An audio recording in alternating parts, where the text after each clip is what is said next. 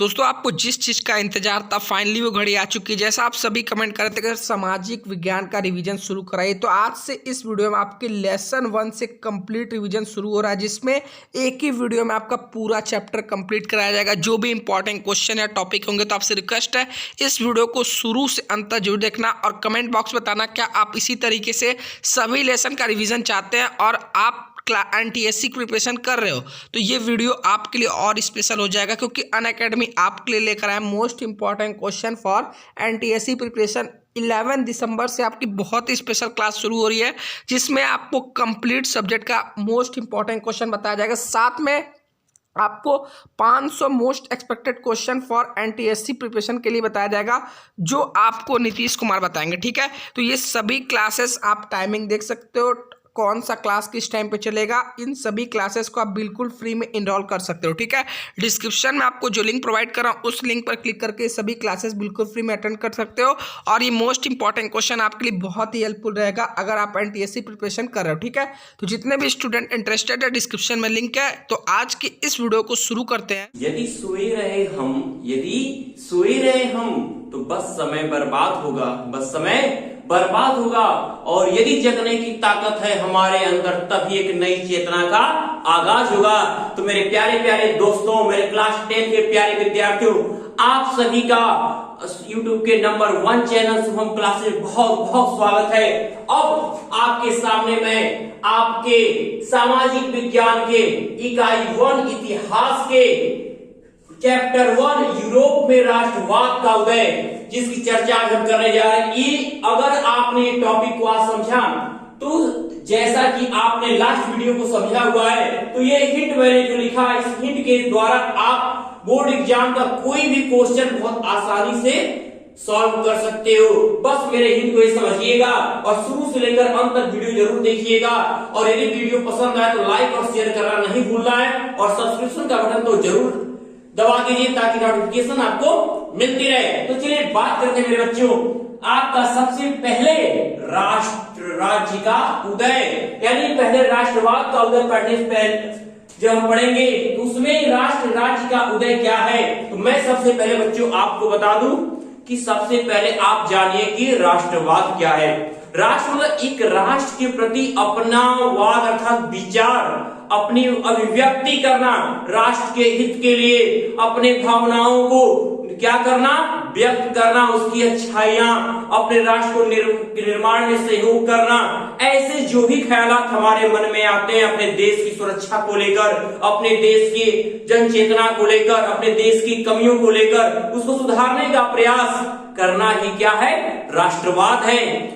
अब राष्ट्रवाद सबसे पहले शुरू कहां हुआ, तो आपने जैसा कि आप देख रहे हो लिखा है कि यूरोप में राष्ट्रवाद का उदय सबसे पहले शुरुआत यूरोप से हुई थी। यूरोप से आपका राष्ट्रवाद का उदय हुआ था, जिसमें पहला देश आपका था फ्रांस।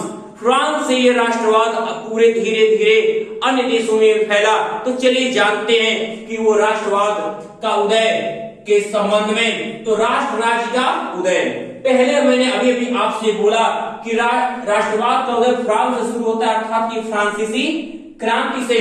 फ्रांसीसी क्रांति कब हुई थी? फ्रांसीसी आपकी क्रांति जो 1789 ईस्वी में हुई थी, इस क्रांति ने ही राष्ट्रवाद को जन्म दिया। फ्रांसीसी क्रांति ने क्या, ये 19वीं शताब्दी की सबसे बड़ी हुई क्रांति थी। उसने बताया कि पितृभूमि, नागरिकता, यानी लोगों के बीच, जो फ्रांस के लोगों के बीच भावनाएं हैं, सबको जो अलग अलग रूप से बटी हुई थी, उसको एक करके एक नई भाषा, जो पेरिस के क्षेत्र में विशेष बोली जाने वाली भाषा थी, वो थी फ्रेंच। फ्रेंच को राष्ट्रभाषा बनाया और उसका एक अपना एक झंडा तय किया और उसके द्वारा, अपने इस क्रांति के द्वारा लोगों के अंदर से जो निरंकुशता के प्रति जो विद्रोह था उसको जागृत किया, ताकि उस तरह ये क्या करे, पूरा राज्य ये उठ खड़ा हो। लुई, जो आपका आप देख रहे हो कि लुई 14वां जो क्या था, एक निरंकुश शासक था। अब आप बच्चों ये समझ, निरंकुश शासक का अर्थ क्या है? निरंकुशता से अर्थ क्या है कि जिसके पे कोई अंकुश न लगा सके। मैं जो चाहूं ऐसा राजा जो अपने द्वारा अपनी इच्छा के द्वारा लोगों पे अपने चीजों को थोप सके और अपने तरीके से शासन उसमें जहां पे प्रजा का कोई भी हित शामिल न हो, तो ये निरंकुशता थी किसके? लुई 14वां, जो फ्रांस का उस समय शासक था। अब ये लुई 14वां जब देखा कि धीरे धीरे अब क्रांति के कारण धीरे धीरे हमारे देश में अस्थिरता आ रही है, तो वह उस अस्थिरता को धीरे धीरे बढ़ावा न देने की कोशिश करके अपने आप में सुधार लाने लगा। कौन? लुई 14वां। और वही लुई 14वां जो ये क्या था, ये जो पहले वो फ्रांस बुर्बो राजवंश का क्या था, वो शासक था। जब वो धीरे धीरे लुई 14वां सुधार लाने की कोशिश किया, लेकिन लुई 14वां के सुधार लाने के बाद जो उसका पोता था लुई 16वां, वो तो पूरी तरह से 16वां जो क्या था, लुई 14वां का पोता था, वो पूरी तरह से क्या था, एकदम कमजोर शासक बन गया।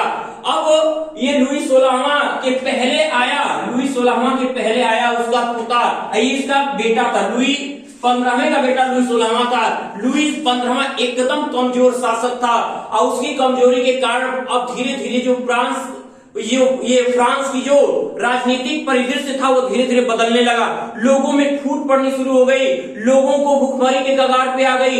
कोई भी व्यवस्था, चाहे वो सामाजिक दृष्टि से हो, चाहे आर्थिक दृष्टि से हो, चाहे राजनीतिक दृष्टि से हो, सब कुछ धराशायी होने लगा। अब उसके बाद जो लुई 15वां था, उसके बाद जो फ्रांस का अंतिम शासक जो लुई 16वां था, वो लुई 14वां से कहीं ज्यादा तानाशाह बन गया। वो क्या करता था, उसके मन में जैसे प्रजा को चलाना था वैसे ही वो करता था। उसकी शादी ऑस्ट्रिया की राजकुमारी मेरी एंतोइनेट से हुई थी। किससे? मेरी एंतोइनेट से।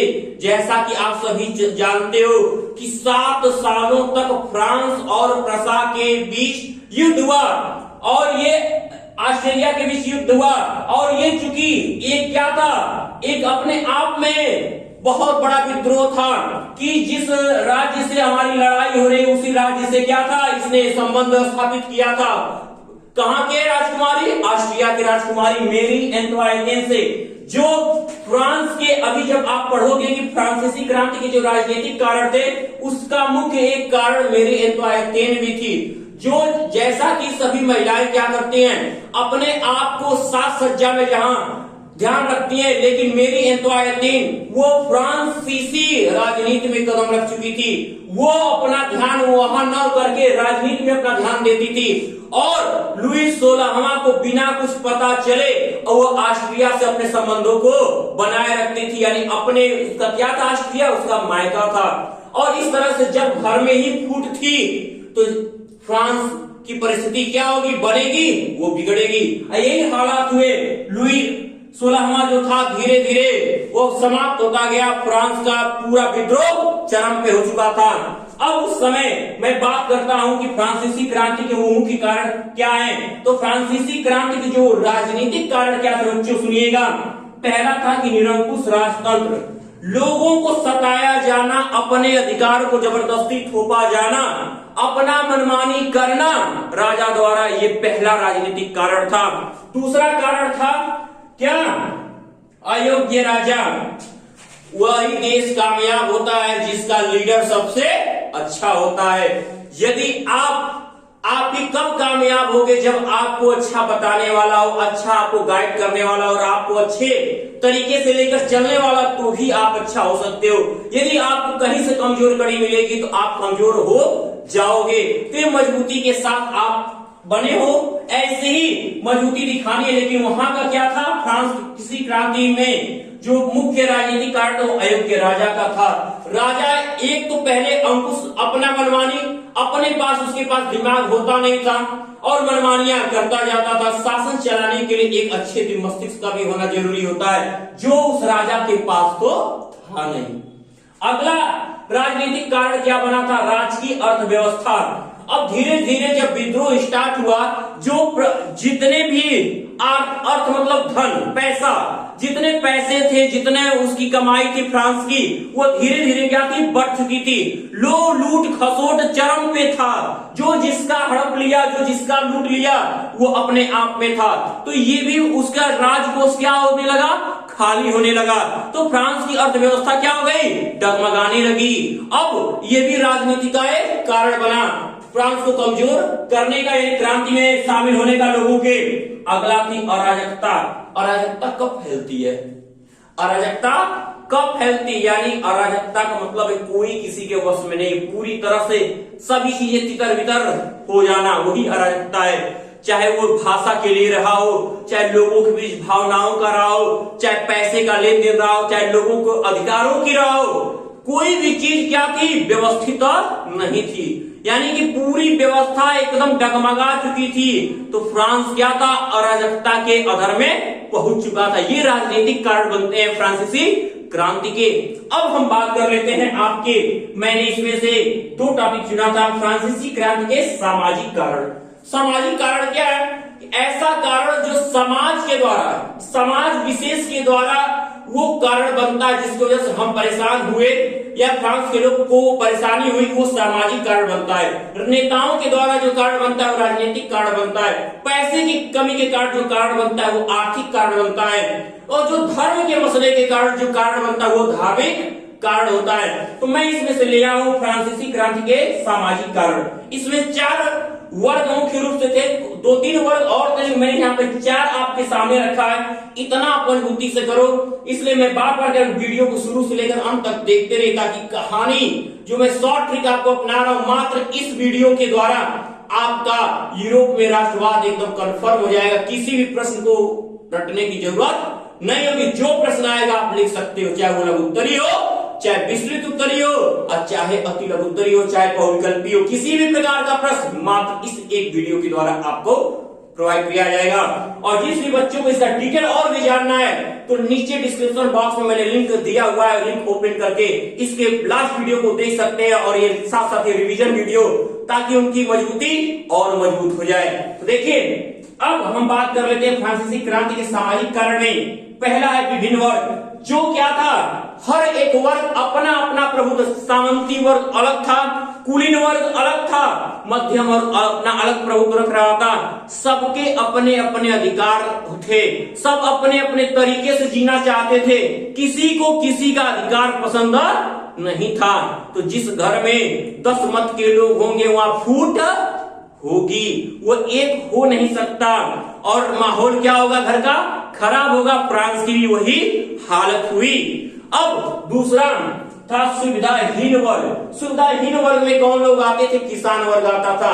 इनके पास क्या था, सामंती व्यवस्था में इतना ज्यादा कर के द्वारा, भूमि कर यानी राजकोषीय कर, अलग अलग कर लेकर वो लोग क्या करते थे, अपनी आमदनी करके अपना काम चला लेते। लेकिन जो किसान वर्ग था, किसान वर्ग के पास अपनी खेती करने के लिए उतने पैसे हुआ नहीं करते थे। अब उसके पास ऐसी सुविधा नहीं थी कि वो अच्छे से खेती भी कर पाए, इसलिए वो परेशान था, और वो इसलिए वो क्रांति में भाग लिया किसान वर्ग। तीसरा मध्यम वर्ग। मध्यम वर्ग में वकील, डॉक्टर, अध्यापक ऐसे कुछ थे जो कुछ श्रेष्ठ थे लेकिन ज्यादा श्रेष्ठ नहीं थे। वो लोग भी क्रांति, उनको भी परेशानियां हो रही थी, वो अपने से खुलकर कोई कार्य नहीं कर पा रहे थे, ये भी उनका कारण बना। अगला है कि मजदूर वर्ग। मजदूर वर्ग क्या हुआ, जब ब्रिटेन से बाहरी सामान आकर फ्रांस में बिकने शुरू हो गए तो फ्रांस की कई कंपनियां क्या हुई, बंद होनी शुरू हो गई। फ्रांस के लोगों के रोजगार छिनने लगे। जो मजदूर वर्ग था वो सड़क पे आ गया, उनके भूखमरी रोजी रोटी की समस्या आ गई। उसी समस्या में जब वो लोग रोटी का आंदोलन किए तो उसी समय लुई 16वें की पत्नी मेरी एंटोइनेट ने समझा नहीं, उसको तो कोई राजनीति की समझ नहीं थी, फिर भी उसमें दखल टांग अड़ाती थी। उसने उस आंदोलन में क्या बोला, कहा कि देखिए ये रोटी मांग रहे हैं, इनको क्यों नहीं केक खाते अगर रोटी नहीं है तो। लेकिन उसको ये नहीं समझ था, इतना पता नहीं था कि केक जो है रोटी से भी महंगी होती है। जो इंसान रोटी नहीं, रोटी के लिए मजबूर है, रोटी के लिए लड़ाई ले रहा है, क्रांति कर रहा है, वो कहां से केक खाएगा। तो ये भी सब कारण के द्वारा, उसने नहीं होता कि एक आग में घी डालना, वो खुद बेचारे एक तड़प रहे उसमें, उसने ऐसा बम मारा कि क्या हुआ, सब कुछ भड़क उठा था। अब फ्रांस में क्रांति, नया विचार आने का संकेत हो चुका था। अब ये रहा आपके राष्ट्र राज्य के उदय के साथ साथ फ्रांसीसी क्रांति, राजनीतिक कारण, सामाजिक कारण। अब देखते हैं आपके नेपोलियन बोनापार्ट के बारे में। देखिए अब ये आपका नेपोलियन बोनापार्ट। अब मैं बता दूं कि नेपोलियन बोनापार्ट फ्रांसीसी क्रांति का एक अहम हिस्सा और एक बहुत ज्यादा हिस्से बनने वाले प्रश्न है। मैं आपको बता दूं कि नेपोलियन बोनापार्ट ने नागरिक संहिता लागू की थी। नागरिक संहिता क्या थी, कब लागू की गई थी, पूछता है 1804 ईस्वी में नागरिक संहिता लागू की गई थी। इस नागरिक संहिता को नेपोलियन संहिता के नाम से भी जाना जाता है। ये क्यों था, जितना फ्रांसीसी क्रांति जिन जिन कारणों से ये भड़की थी उन्हीं कारणों को दूर करने की थी। क्या था, पहला था इस संहिता का मतलब अर्थ क्या और कार्य की जन्म आधारित जो विशेष अधिकार की समाप्ति कर देना। जब यानी हम पैदा ले लिए तो जो अधिकार हमारे पिता के वो मेरा भी अधिकार रहेगा, वो तानाशाही की समाप्ति करना। दूसरा, कानून के समक्ष समानता की स्थापना। अगर किसी को अगर दंड का प्रावधान है तो चाहे वो कुलीन वर्ग हो, चाहे सामंत वर्ग हो, चाहे मजदूर वर्ग हो, चाहे दस्तकार वर्ग हो, सबके लिए एक कानून, सबके लिए एक सजा का प्रावधान था। ये नागरिक संहिता में नेपोलियन बोनापार्ट के द्वारा किया गया था। अगला था कि सामंती प्रणाली भूदासत्व की समाप्ति, यानी कि नहीं आप किसी भी मजदूर से बधुआ मजदूरी नहीं करा सकते थे, आप किसी को अपना गुलाम नहीं बना सकते थे। हर व्यक्ति जो काम करना चाह रहे अपने इच्छा अनुसार आपका कार्य करेगा और आप उसका वेतन दोगे। ये प्रथा अपनाया और यहाँ पे भूदासत्व की भी समाप्ति की गई नागरिक संहिता के द्वारा। इतना अच्छा वर्क किया इन्हें। अब चौथा है आपका इसमें यातायात और संचार व्यवस्था में सुधार। जितनी भी यातायात और संचार व्यवस्था जो पूरी तरह से तितर हो चुकी थी, पूरी अराजकता का जो माहौल था सड़कों पे और हमारे संचार माध्यम में, उसको सुधार करने का प्रयास किया। किसके द्वारा, नागरिक संहिता लागू करके। मैं एक बार फिर बता दूं नागरिक संहिता कब लागू हो की गई थी, 1804 में। किसने किया था, नेपोलियन बोनापार्ट ने किया था। अब देखिए अब आता है ठीक उसी के बाद नेपोलियन बोनापार्ट की हार, जो 1815 ईस्वी में नेपोलियन बोनापार्ट की हार के साथ क्या हुआ, एक वियना संधि की गई। वियना संधि क्यों की गई थी, एक क्या कि ताकि राजवंश की बहाली, जो राजवंश को खत्म किया था नेपोलियन ने, उस राजवंश को क्या किया, जिन जिन राजाओं को हरा दिया था उन राजाओं को फिर से उनके राज्य वापस दिए जाए, इसलिए वियना संधि की गई थी। और नए रूढ़िवाद को प्रसारित और उसे फलने फूलने का मौका दिया गया था। ये थी वियना संधि। अब उसके बाद कर लेते हैं जर्मनी का एकीकरण। देखिए जर्मनी का एकीकरण और इटली का एकीकरण, ये दो मुख्य चीजें हैं जो आपसे क्वेश्चन बनना ही बनना है, एक तो आएगा, चाहे जर्मनी का एकीकरण पूछ ले चाहे इटली का एकीकरण। तो जर्मनी का एकीकरण कब हुआ संपन्न, 1848 ईस्वी में। इसको पूरा करने का पूरा श्रेय किसको जाता है, ये पूछता है क्वेश्चन, ऑटो वन बिस्मार्क को। ऑटो वन बिस्मार्क के कारण जर्मनी का एकीकरण हुआ। और जर्मनी को एकीकरण होने का महत्वपूर्ण योगदान कौन रहा, फ्रांस और प्रसा के बीच हुआ युद्ध।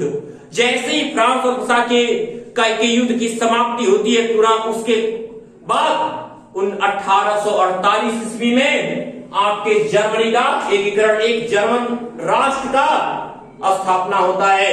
अब जिसमें प्रसा के शासक विलियम प्रथम को जर्मनी का पहला सम्राट घोषित किया जाता है। ये बात पूछता है जर्मनी का प्रथम सम्राट कौन था, तो विलियम प्रथम था। वो कहां का शासक था, तो वो प्रसा का शासक था। अब उसके बाद हम आते हैं बच्चों इटली के एकीकरण के बारे में। इटली का एकीकरण कब हुआ था, तो इटली का एकीकरण 1871 ईस्वी में हुआ था। इटली को यानी जितने इतालवी भाषा बोलने वाले राज्य थे उनको अपने विचारों से, अपने बुद्धि से एक करने का जो प्रयास था वो मुख्य तीन लोगों ने, जो दार्शनिक थे गैरीबाल्डी, मेसिनी, अटिकाबुल, जिसमें सबसे मुख्य योगदान था वो गैरीबाल्डी का। पूछता है गैरीबाल्डी का संबंध किस एकीकरण से है, तो इटली के एकीकरण से। गैरीबाल्डी ने क्या किया था, जितने राज्य थे सभी राज्यों से के द्वारा उनको जो चाहिए था अपना लेन देन करके, अपनी राजनीतिक व्यवस्था दिखाकर उनको किसी को कहीं का राजा घोषित कर दिया, किसी को कहीं कोई प्रांत दे दिया। इस तरीके से उनको सबको खुश करके इटली को एक करने का प्रयास किया था। अब उसमें आर्थिक मुद्दा, आर्थिक मंदी कब आई थी, विश्व में आर्थिक मंदी कब आई थी, तो वो था 1830 ईस्वी में। आर्थिक मंदी कब आई थी? 1830 ईस्वी में। अब आता है कि जालवेराइन क्या है, तो जालवेराइन क्या एक शुल्क संधि है। ये क्या है? शुल्क संधि है, जो कब लागू की गई थी? 1834 ईस्वी में। 1834 ईस्वी में जालवेराइन की हुआ था। अब इसका मकसद क्या था कि जर्मन लोगों को आर्थिक रूप से एक राष्ट्र में बांधना। जर्मनी में जो पूरी तरह लोग अपने अपने भावनाओं के कारण, विचारों कारण बटे हुए थे, इस जालवेराइन में जो शुल्क संधि थी कि इस शुल्क को कम या अधिक जो भी जिसको म्यूचुअल सिस्टम कहते हैं, उसके द्वारा इन्हें लोगों को बांधने का काम किया जाए। जर्मनी लोगों को आर्थिक रूप से एक राष्ट्र की भाव में, राष्ट्र में बांधना, यानी कि एक उनके कभी पैसे की तंगी उनको न हो सके, क्योंकि पैसे की तंगी के कारण बहुत से लोग अपने रिश्ते तोड़ लेते हैं। ये वहां भी जर्मन में भी हो रहा था। दूसरा था कि राष्ट्रवाद को मजबूत करना। अब जब हम अपने देश की कमियों को निकालकर अपने राष्ट्र के प्रति अगर सोच रखेंगे, अपने राष्ट्र की भावनाओं को व्यक्त करेंगे, उन्हें एक करने की कोशिश करेंगे, वहां राष्ट्रवाद जरूर जन्म लेगा। तो ये है राष्ट्रवाद का उदय। इसी राष्ट्रवाद के बाद देखकर की कमियों को देखकर हमारा आता है भारत में राष्ट्रवाद। तो अब तैयार हो जाइए अपने देश के राष्ट्रवाद के लिए। और अब आपका शुरू होने वाला है चैप्टर 2, भारत में राष्ट्रवाद। तो मेरे प्यारे बच्चों, मैं उम्मीद करता हूं कि ये आज का लेसन आपको यूरोप में राष्ट्रवाद एक एक लाइन के साथ अच्छा सा पूरा समझ में आ गया होगा। और आप इस वीडियो को ज्यादा से ज्यादा लाइक और शेयर करना नहीं भूलेंगे। और अब जो आपका ये शुभम क्लासेस की तरफ से जो एक क्रैश कोर्स आपका स्टार्ट हो चुका है, रिवीजन कोर्स, अब आप पूरी तरह तैयार हो जाइए, एकदम दमखम लगा दीजिए हम लोग के साथ कि बोर्ड एग्जाम में आपको 90 पार लेके आना है। तो तब तक के लिए गुड बाय, गुड लक।